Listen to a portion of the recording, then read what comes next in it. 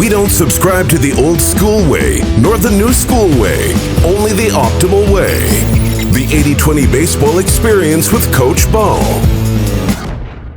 All right, welcome everybody. This is Coach Bo with the 80-20 Baseball Podcast. I am here with Colter Bostick. Colter, how you doing? I'm doing well. I'm excited to be back, man. This was a lot of fun last time, and hopefully we can keep diving into some fun subjects. Definitely. I'll tell you what, you bring a lot of energy. For those of you that maybe didn't catch, I believe it was episode 25, I had Colter on, and he really crushed through some awesome stuff. Colter is down in San Antonio. He has a great Twitter. If you're on Twitter, and most of you are, he's at maximized _ BSB, B as in boy, or I should say B as in baseball, S as in stolen base, and B as in baseball. So he's at maximized _BSB. Check him out. He's always putting out positive stuff. And at the end of the day, I just like following you, Colter, because of your positivity on there. And you're just, you're not really a Pollyanna. You're really bringing the truth, but you're positive, and we need a lot of that. And the website, maximizedpitching.com. The best way probably to get a hold of you would probably be on just DMing you on Twitter, right? Is that Absolutely, the best way? Yeah. Twitter is definitely the primary platform. The website is more for kind of just a little bit of advertising, whatnot, but I conduct most of the business and communications through Twitter. Okay. So I like to get that out there, because when people hear what you got to say coming up, they're going to be like, hey, how do I get in touch with this? Or how do I follow Colter and whatnot? So we talked about the mental game. The first time the last episode we got together, we kind of got into it almost a little bit deeper unintentionally, because we both had that common interest and we both see the value of the mental game in baseball. We talked after the recording, and we both agree, like, hey, we got to give this more of a dialogue and explain some more things to the listeners. You listeners that are coaches, you parents, you players that are listening to this. Colter really wanted to share some key information. That's the biggest game changer, some of the biggest game changers when it comes to baseball, especially, in today's era where you hear a lot about swings and launch angle and pitching mechanics, which is all really great stuff. But one of the biggest game changers, if not the biggest game changer, is the mental game. And so we wanted to hammer down today on the mental game, and I'm going to let Colter take over here. First, we're going to start with the topic of hard and soft focus. And if you didn't listen, again, go back to episode 25. Colter breaks down this a little bit. Now, I want to tell my listeners, I misunderstood Colter. It was kind of my first time interviewing somebody, and I was getting a little bit worried that it wasn't recording. And I just talked with Colter about this. I said, hey, I had nothing worse than doing a whole show and not recording it right. And I kind of lost sight of what Colter was explaining on the hard and soft focus. And then I listened to the episode later, and I'm like, oh, wow, he's really got some good stuff there. I misunderstood it. I want to bring it back and have you re-explain it and kind of dive into the hard and soft focus that players can have, and even coaches, but mostly players can have to really elevate their game. Yeah. So just a very broad definition of hard and soft focus. Think about tunnel vision.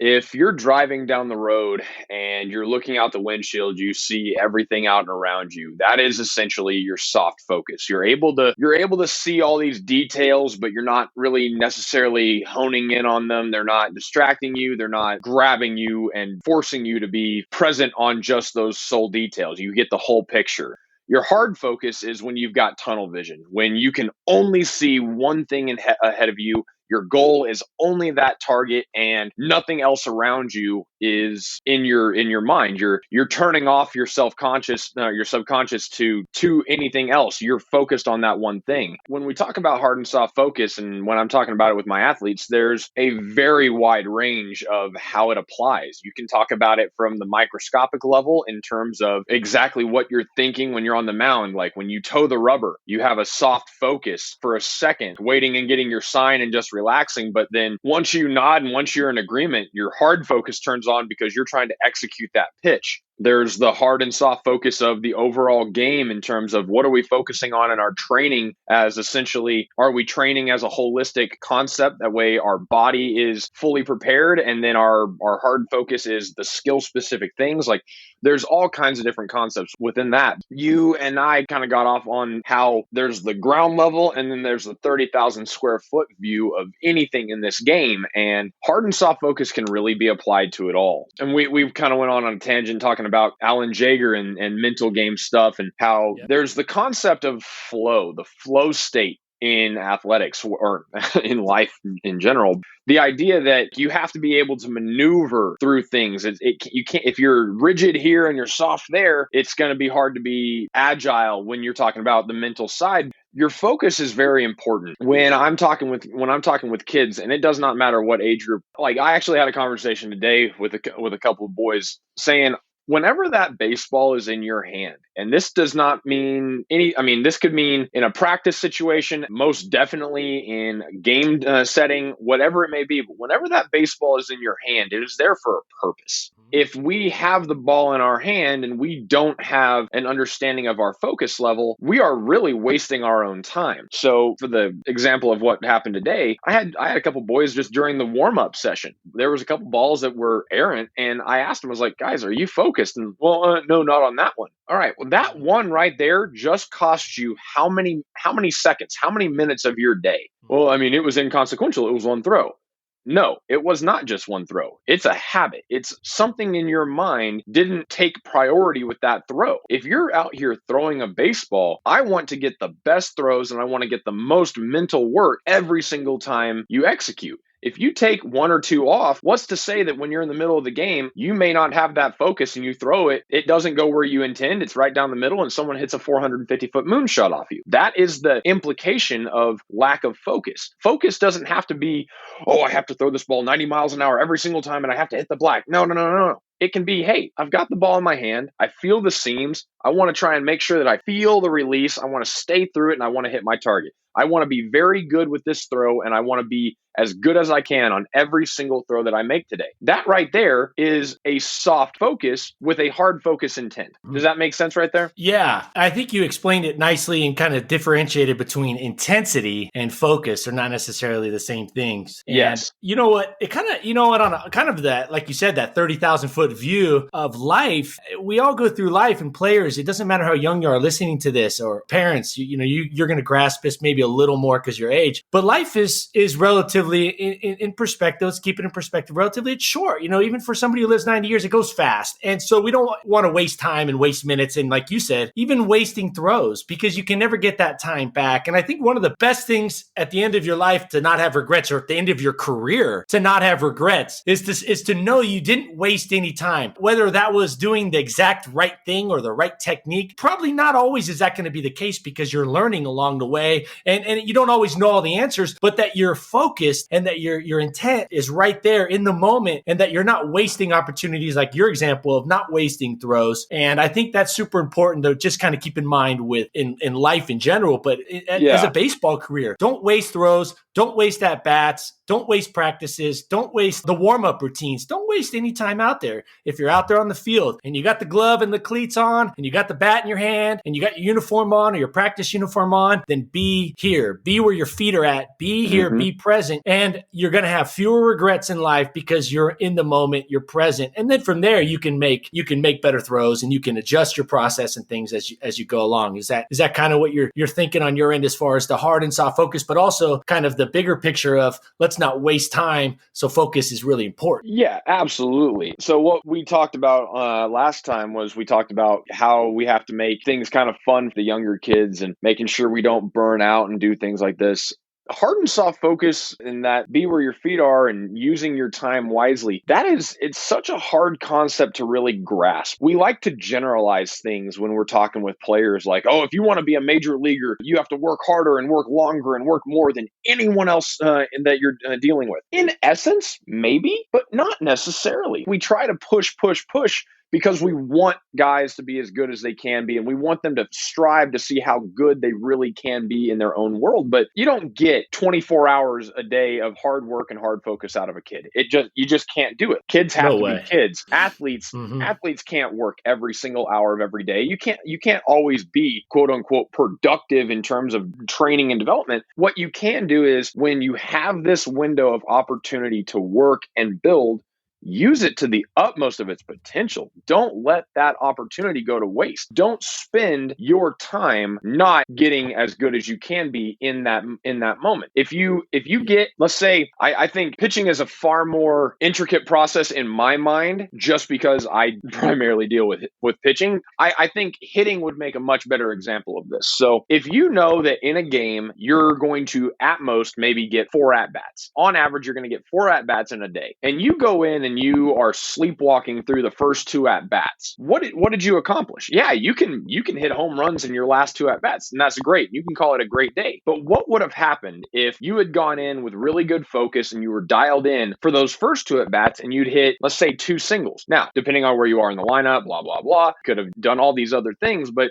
you have these opportunities at your disposal. Why would you willingly, or even without thought, waste half of your opportunities just because you weren't focused? That's just in a game. If we're talking in practice, if you get, let's say, 40 hacks in batting practice, but 20 of them are terrible because you're just not focused or you're just kind of getting a little tired, did you get better on the day with those 20 hacks, or would it have been better to just only take your first 20 and then walk away? So making sure that the work you do is the best it can be, that's probably more valuable than trying to get more work in. It's not what is it? The jet is, it was Bruce Lee. I'm not worried about the man that has 10,000 kicks. I'm worried about the guy that knows one kick and he's done it 10,000 times. Like that kind of thing. That concept of getting really good at something, it has value. But what if those 10,000 reps that guy did were only 5,000 of them were of any value? Is that really that good? It's all subjective to the quality of focus during the execution.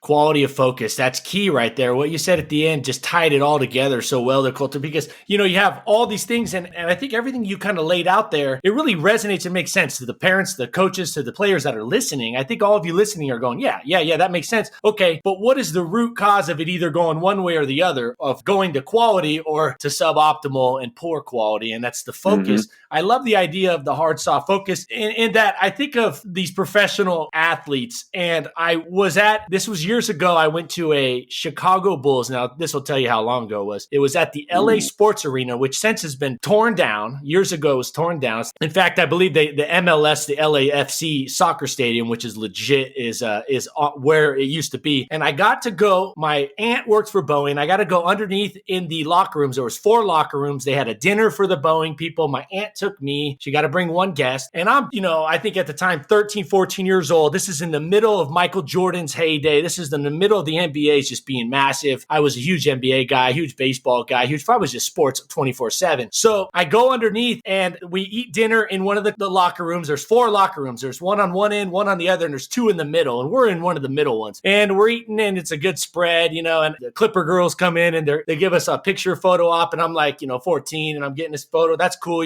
But the coolest thing was I have, a little bit of that sports mentality, like ADHD, like I got to move, I got to be active. And I'm like, I can't sit in this chair for an hour and a half. I'm gonna slide out the door and see what I see in the arena. Well, I come out, I'm underneath the bleachers, and I look to my left. It's Michael Jordan, Scotty, and Rodman right there, like not even 50 feet from me. I would say probably 40 feet. To my right is the Clippers team, and the Clippers are to my right. And I don't remember then because back then the Clippers sucked. The joke was, are the Clippers even going to win 10 games this year? So you didn't really know any of them. The Lakers are so big, it kind of gave you enough to watch. And I was into the Dodgers and Angels. So I watched these guys, and my point is, the story is I thought very interesting of their focus. These guys are laughing and joking back and forth to each other. Here's MJ yelling, this is like my idol, and he's 40 feet. I'm the only guy out there, and security's not holding me back. This is before everything was all, security and metal detectors. And I'm just sitting there, a 14-year-old going, I'm in the middle of these 2 guys just dribbling the ball, shooting the breeze, and they look like they're as loose and unfocused on the game as possible. Their focus was so soft. They were laughing, and then 15 minutes later, it's tip-off time. These guys look like they want to tear each other's heads up. They are so intense. And Michael Jordan has that laser-like focus. I'm sitting in the front row next to Elgin Baylor, who's a Hall of Fame basketball. I get in the front row. I see right up close. I go, oh, that's not the same MJ that I just saw 15 minutes ago. That is, to me, is a really good example of the soft and hard focus, where they goofed around, they joked around underneath the bleachers. But when it was game time and those lights were on them, that focus was intense, very intense for 48 minutes.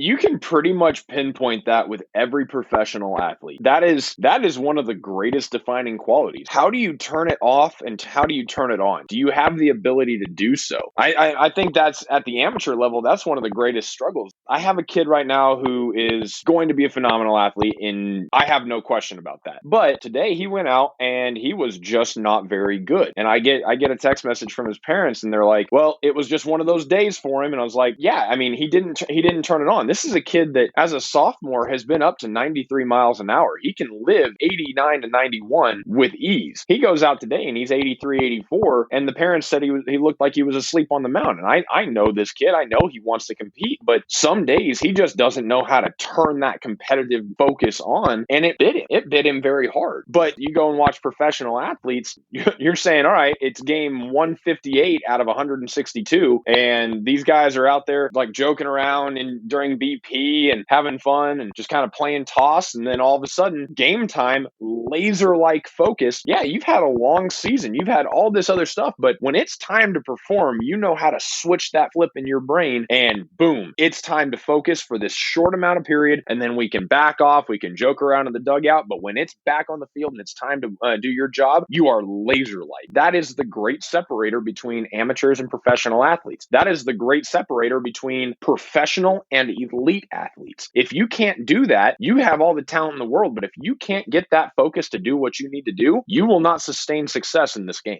Yep. And I think it's important, listeners, as you listen to Colter break this down so well, is that you don't misunderstand Colter saying that you have to overthink. Focus is not about overthinking. It's about being present and focused on the process and going and just being there and being athletic. If anything, it means not letting your mind wander off and get kind of lazy and go through the motions and throw 3 or 4 throws in your throwing program while you're thinking about your girlfriend or thinking about the test that's coming tomorrow or thinking about something else. You got that hard focus while you got the ball in your hand. And so I read a book recently from a guy, Brendan Bouchard. Brendan Bouchard He's actually from Butte, Montana, where I told you this when we first talked. I used to go to the Butte Copper Kings games. I spent all my summers up until 18 in Butte, Montana. And he's actually from Butte, Montana. So is Evil Knievel, by the way. And you know who also is from Butte, Montana is Ed Sheff. Ed Sheff's a Hall of Fame coach, one of the greatest college baseball coaches of all time. Lewis and Clark State University. Lewis and Clark's, yep. So Ed Sheff's a Butte guy too. So I was reading this book, Brendan Bouchard. He's a well-known speaker now and author. And he used, and I want to tie this in with Hard and Self-Focus and then give me your thoughts. He talked about having triggers during your day. So for example, he would, if you walked into the restroom, this would be a trigger, or he would walk through his front door, this would be a trigger to develop a better habit. Basically to kind of draw his focus back in. When he got into his car, it would kind of be a trigger to start working and building a better habit. And it all worked around focus. Now, let me give you a baseball thing I just thought of when you were talking about this. I don't think it's arguable that focus it's not easy for anybody to maintain a good quality focus all day long. Maybe if you're a monk and you study Zen Buddha and you're a Zen Buddhist monk and that's all you do because you're awesome at it and you're a professional at staying in the moment. But for most of us, it's hard to stay focused for more than a few minutes or an hour, definitely as as young teenagers and stuff like that, where their thoughts are in a lot of places. So trying to honing that focus is not really realistic.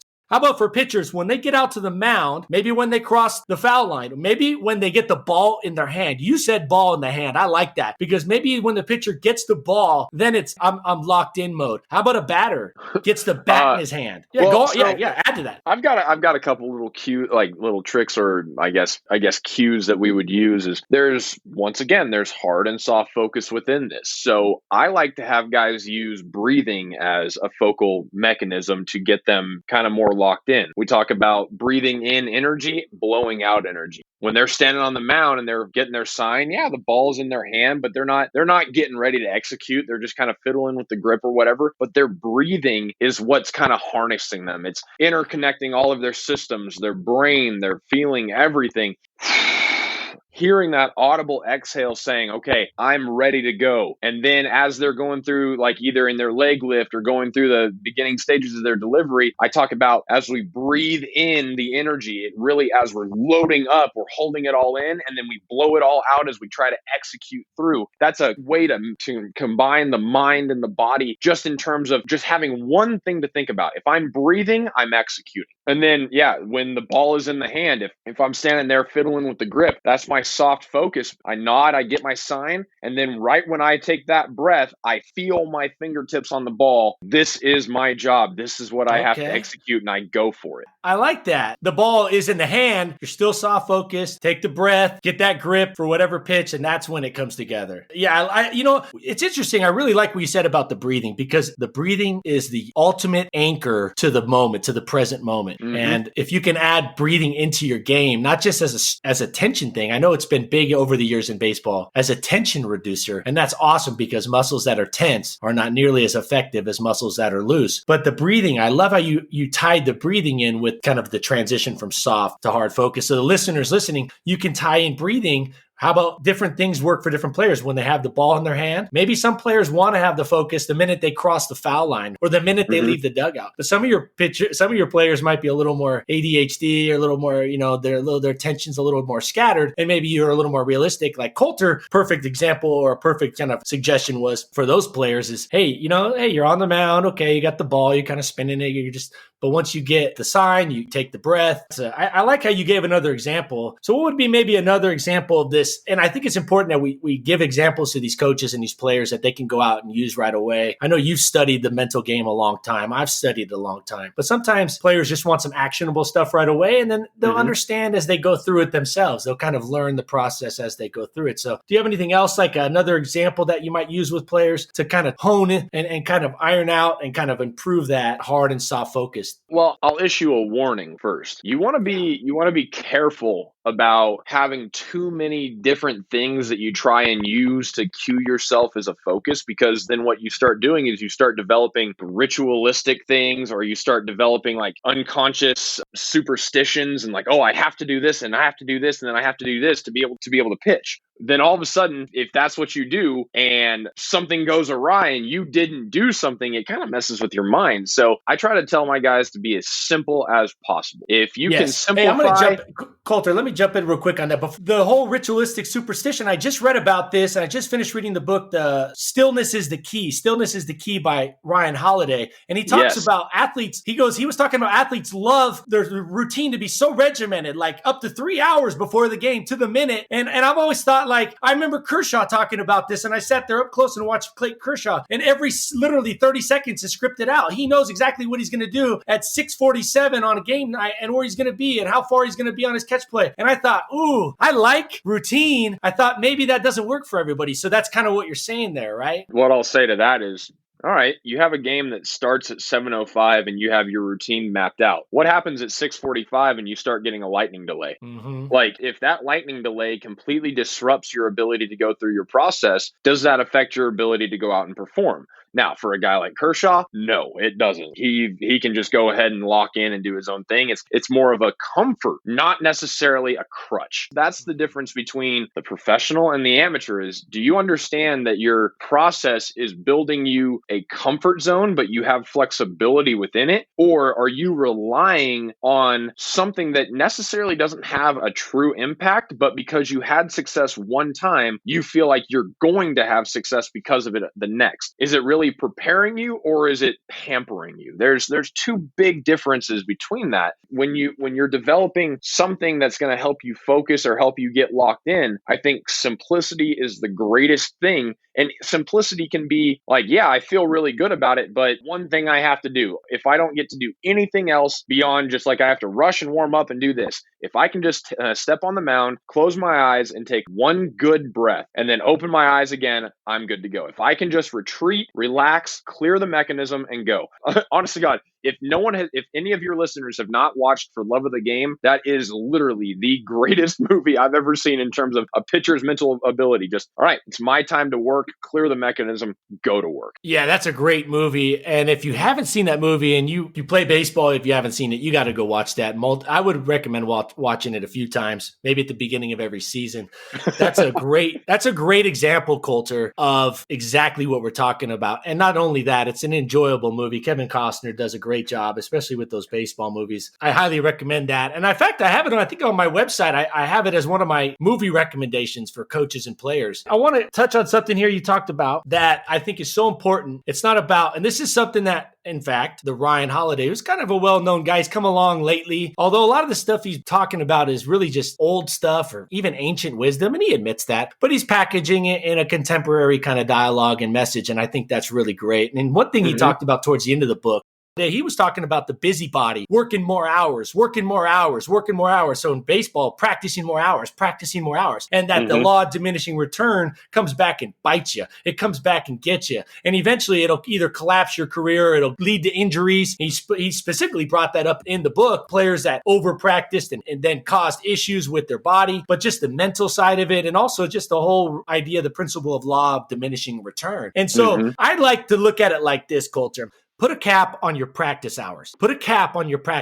If it's youth, maybe 2 hours. I recommend high school, no more than 3 personally. I think, 2.5, 245, spend a lot of years coaching different levels. And then what I say is put the cap on the hours and then tell yourself, let's make the most of that time rather than how much time can we work? Hey, we're going to practice from 2, if you're high school, maybe from 2 to 4:30 or 2 to 4:45. And it's a drop dead. We're done. And what it does is it forces you not to waste throws, not to waste drills, not to waste time messing around. It really keeps your focus going. And I kind of equate it to life. Somebody goes, well, I hear this all the time. Well, I just want to make this much money. I just want to have this kind of income or that. And I think that actually the question you need to ask yourself is how many hours are you willing to work each day and sacrifice from your family and your health and your sleep and things like that? How many hours do you have that you can allocate to quality work? And then write that down, whether it's a daily count or whether it's a weekly count. And then that's your cap. And then your statement to yourself is, all right, how much of an impact can I make in this 37 hours? How much can I make in this 43 hours? How much of an impact on the world? How much income can I make in 26 hours? So you set a bar, you go, okay, I got X amount, I got 6 hours a day I want to commit, or 8 hours or 9 hours Monday through Thursday, or whatever it is. And I think in life, that's the question. It's not like, oh, I want to make this much. Now, your job may, I know if you have a salary position, that kind of starts, but maybe you look for salary positions that are fit into that. And I think with practice time, it's the same thing. Coaches should not look at all the things we need to cover and go, okay, then lay it out and how long we should spend on it. They should say, this is our defined practice time. And then we're not going past that. How can we make the most out of that within those parameters? What are your thoughts on that? Ooh, there was a lot to go from there. I think that it really comes down to how well do you know yourself, rather than rather than trying to put constraints or putting a destination to it, is how well can you manage one certain thing. So like when I'm working with my guys, we do a lot of group training sessions and whatnot. I have never once looked at my watch or my phone to tell me, hey, my hour is up. We've gotten to the point where I have one thing I want to accomplish, or I have a couple of different things that I want to accomplish on an individual basis with guys. And as we go through and they're getting it, if once they've got it, we move on. If we still need to put a little bit extra time there, we do. But it's not a matter of finding that time constraint. It's, did we get it done? And then once we're done, do we feel like we need to move on, or is that what we need to do for the day? So like when I tell the families that I work with, like, I'm not in this for the money. I'm in this to help the kid. So if I'm out there and if we only get one thing accomplished during the day, so long as he got that part accomplished, I feel that we can move on next time. If I'm sitting there saying, you have to be able to do this, this, this, and this, and this by the end of this practice, I'm probably doing that kid a disservice, because there's no way he's absorbing every bit of it. If you take that to a 30,000 square foot view of life, I mean, you're talking about, what can I say to make today a success? And if I can say that I knocked that out and I did the right thing and I did it well, I can move on to my next thing. If I'm sitting here telling myself I have to crunch and I have to get all these things done, I'm more or less going to bog myself down, and then I'm going to feel like the day was a disappointment. Like, I hope that kind of answers the question, but I feel like it's a matter of, once again, it's quality over quantity. Did we get something done that is actionable and something that is going to stick? Or did we try to rush through and get all these things done and we half-assed it the entire way? Absolutely. Now, I think what you're talking about definitely relates and would work better on the individual level rather than maybe a team level, but I think it can definitely work on the team level. What you're saying, and I love how you kind of have, there's two different ways of looking at it. You could put a hard cap on time and just get efficient. And then you also, you're saying our goal is to get X done, this movement perfected, or this strategy perfected, or a tighter spin on a break, or this, or whatever it is that you're trying to assess and improve whatever aspect of the game. You're saying we're going to work until we get that done. And what I love about that, Colter, is that I love about how you brought that up because it starts putting first things first. One thing I'm going to say with that, you have to know, I'm going to say this just because, hey, trying to be fully transparent. You're wise enough and you have the experience in baseball enough, Colter, and have been in the game long enough to know where the priorities lie with coaching. So if you're just a parent out there and you work construction or you're a lawyer or teacher and you just want to coach your son or daughter's team, or you want to coach your son or daughter with a position, you're not necessarily going to know where to start first and what movement needs to be perfected in the order of the kinetic chain and the kinematic sequencing and all that. When you have the experience, and a lot of coaches listening to this do, you know what's a priority. You know what's more important than something else. For example, like hitting. When it comes to hitting a baseball, swinging, and making good contact is much more important, in my opinion, than learning how to sacrifice bunt. Pitching, you work on perfecting the fastball before maybe the command of the fastball. I love how you said that because that is really important. It's about finding the important thing and making sure that you get to that before you just skip ahead to something else and then leave that kind of half done. Or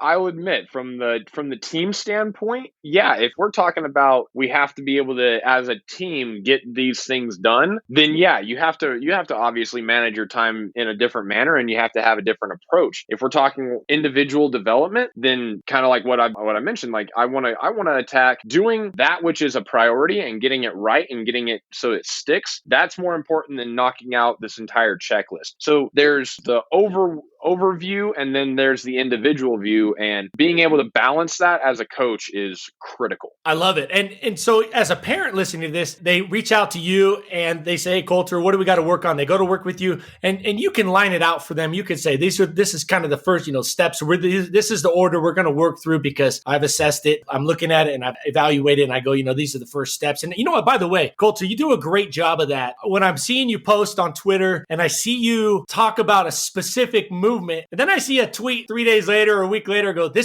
remember what I talked about last week? This is what we've been working on for this last week. Here's the before and after. I can tell you are dialing in on that one thing rather than just saying, hey, we're going to go out and practice pitching with this individual, this player for an hour or two. You're saying, we're going to go out there, we're going to get better at this. Now, sure, there's darkness involved and you got to get home to your family and things like that. But your really main focus is not necessarily the time going on, the time duration of it, but that you're going to get this particular part of that player's game better because it's important, it's vital to move on to the next step. You do a tremendous job of that. And I highly recommend you, the great listeners of this 80-20 Baseball podcast, go follow. If you're not already following, go follow Colter at maximized_BSB, and you'll see what I'm talking about on Twitter. He does a great job of that. I know you don't. You're posting different things. You have good content here. You'll have some thoughts. You'll give praise to players. And then you also do these kind of before and after. So it's not the only thing you do. You have kind of a nice assortment of things you post on there, which is great to follow. So I think it's important though for listeners listening that they understand what Colter is saying works. It works in a lot of ways. And then there's also sometimes that allocated, we have the field for 2 hours. A lot of times teams from the team perspective, and I know that's kind of a little bit different than what we were getting into right there.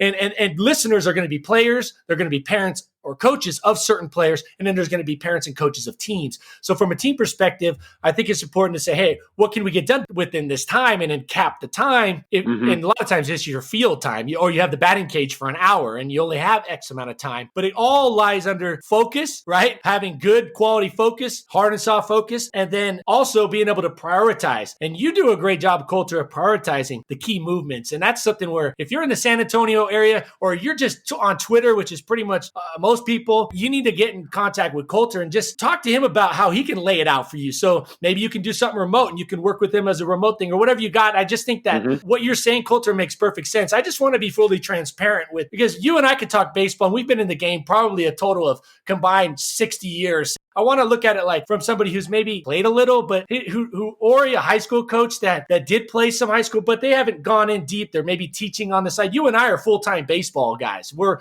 into this all day long, and this is what we do. And so we played and we have a deep experience. Is there anything you want to? Well, yeah. I was going to say, I want to go back to something you said kind of about even the social media thing. I would love to use my social media account as kind of an analogy for just my coaching style. And I feel like it would be a good way for a lot of coaches to approach things. I don't want to post something if it doesn't need to be posted. And I don't sit there telling myself, all right, I have to have a new post every single day. I have to come up with something to put out there every single day. That's not realistic. If we're out there developing players, I don't need to change something every single day. I don't need to say, all right, today we're going to teach you a slider. Tomorrow we're going to teach you a knuckleball. There's no value in doing that. We address the things that we need to address when they become relevant, and we try to get better at them every single time that we do them. If I'm sitting there and I'm like, once again, back to the analogy, if I'm going to post something like, let's say it's a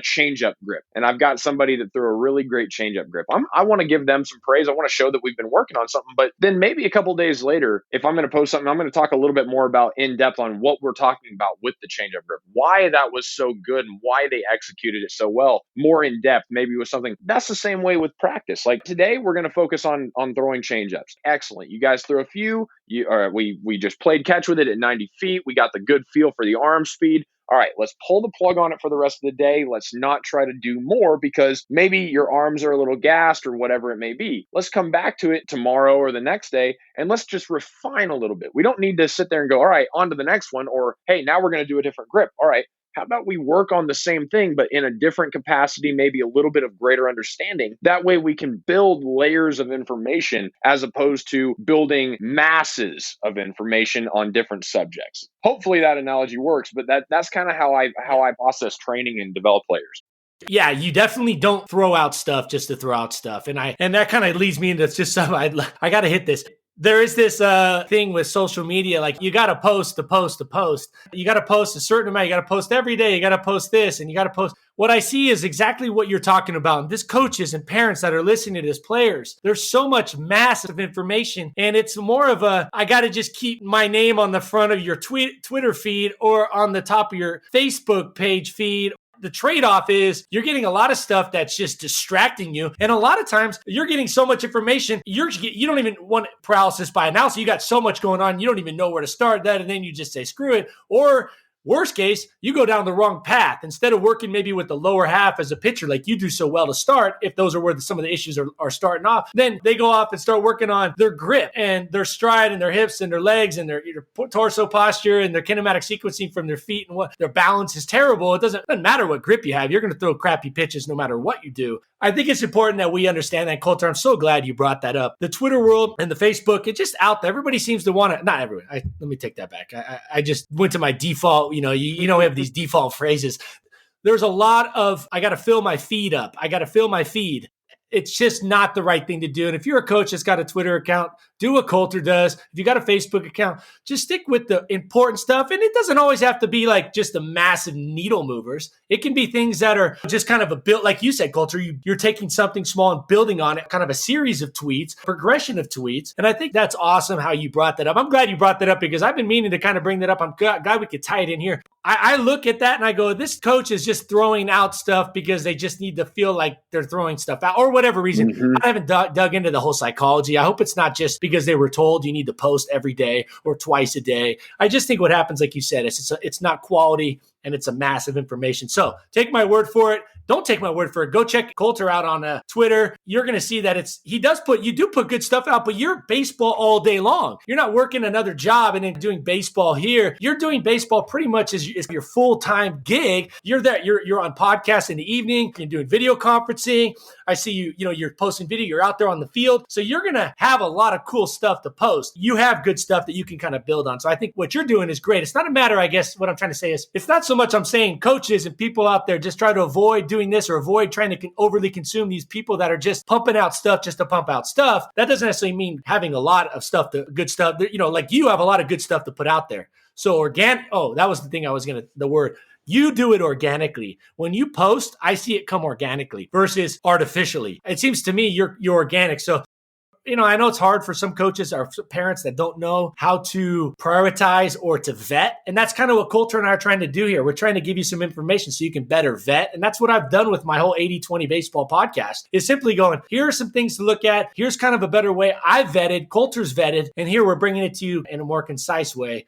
Although I told Colter we try to keep it under an hour here. I'll get all fired up talking to you, Colter. So maybe what we'll do on the next episode is get into our mental toughness, mental fortitude, and how that impacts the development of players overall, and also with recruiting, especially with the youth players. And we want to talk about mental toughness and mental fortitude, which ties in with focus, but it is definitely its own little category. I want to hit on that. Colter, I got to invite you back, maybe in a month or so, we'll get you back on here. Can I get you on air committing to that? I got you now on air, so can I get you to commit? Yeah, I think we can do that. I'd be absolutely honored to be able to get back on here, and especially on that next subject. Just a little clarification, what we're talking about in terms of the mental fortitude going forward, all these other aspects. It is really an extension of what we just talked about in terms of hard and soft focus, because you have to have plans, you have to have goals, you have to have a destination you're wanting to get to. But there's a lot of mental work that goes into accomplishing these goals, and there's a lot of stress, there's a lot of anger, emotions, elation, everything that comes in this game, both in game and away from the field, and being able to manage that kind of thing, that changes your whole experience of the game. And if you don't have a positive experience with the game, you have no reason to continue playing it.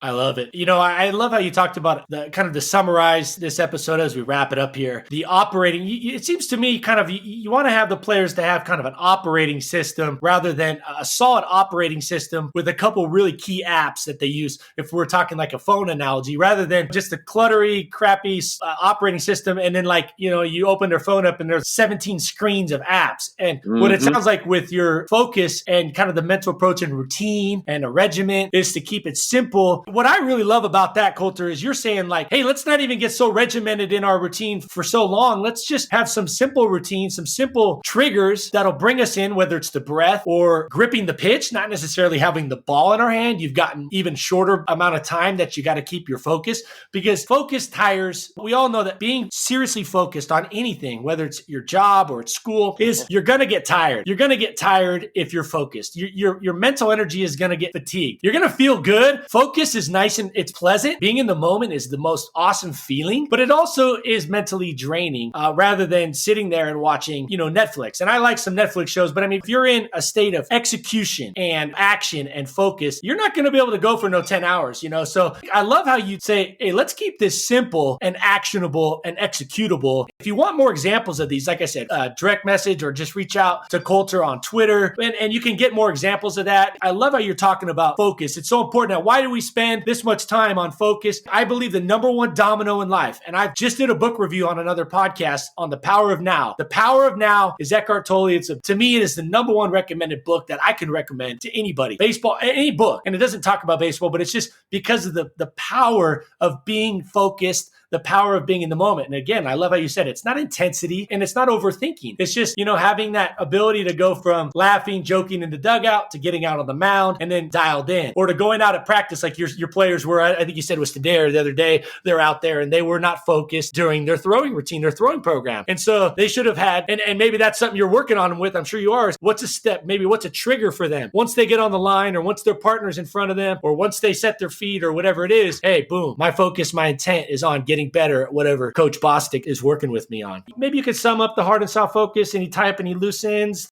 I think the most valuable thing that we can say about focus in general is understand the quality of your focus and how you apply it. You have to work on focus. You cannot just assume that when it's time to do something, you're going to be able to jump into that mindset. You have to train yourself to do so. You have to be in that position of, hey, every day that I'm at practice, when that ball's in my hand, I'm going to give it 100% of my focus. That way, when I'm in the game, I understand what it feels like to be focused with the ball ball in my hand. Every time I go through a rep, I'm going to go through my breathing. That way I understand when my heart rate's elevated, I still know what that breathing feels like and how to center myself. You absolutely cannot expect your body and your mind to focus at the highest level when the game is on the line and the adrenaline is pumping if you have not practiced it before. Being able to understand the quality of your focus, being able to practice being focused while working on your skill set and understanding what you're trying to do, I think that would be the most valuable skill that we can impart on any athlete in any field, any walk of life, is understanding quality of focus and how to do it. That way you build it as a part of your routine and as a part of your abilities, not just trying to find it when you need to find it.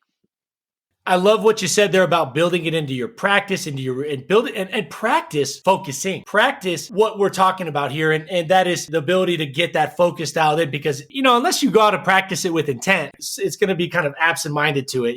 If you don't practice it, and definitely come game time and definitely come high pressure game time, you're not going to go to it. You're going to have so many other thoughts. Having an anchor with the breathing and having some of these things that kind of trigger you into the focus, I think that's super important. And I love how you said you got to practice it. I think you summed that up awesome. So I'm going to shut up right here, Colter. I think you did a great job on that. Thank you so much. That's Colter Bostick, and at maximized_B as in baseball, S as in stolen base, and B as in baseball. Thanks for coming on here and sharing your wisdom. And it's always nice to have a native of Wyoming and the Colorado area. I was just talking to my wife about going over to Yellowstone. I saw just on the news a bear attacking a bison over there. And I said, and the guy who videotaped it was, what's one of the other big cities? When I say big, I got air quotes on that, in Wyoming. Like Jackson? Besides Cody. It wasn't Jackson. It was another one. It was one. Anyways, he was from one of those big metropolises over there. And he had a video of it online. So I said, man, it's pretty, man, Colter grew up in a tough neighborhood. I used to teach in